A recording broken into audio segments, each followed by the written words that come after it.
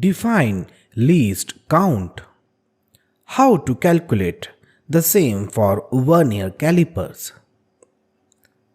In the science of measurement, the least count of a measuring instrument is the smallest and accurate value in the measured quantity that can be resolved on the instrument's scale. The answer to this question would be: least count is the smallest value that can be measured by any measuring instrument. Least count for a vernier calipers can be measured using this formula.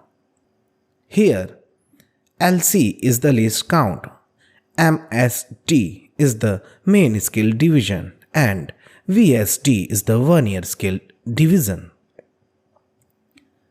What is an orthographic drawing? Orthographic projection is a means of representing three-dimensional objects in two dimensions.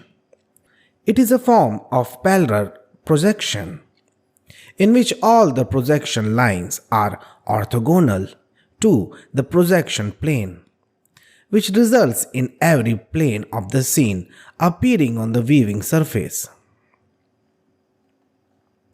The answer to this question would be: orthographic projections are views of a 3D object showing three faces of it.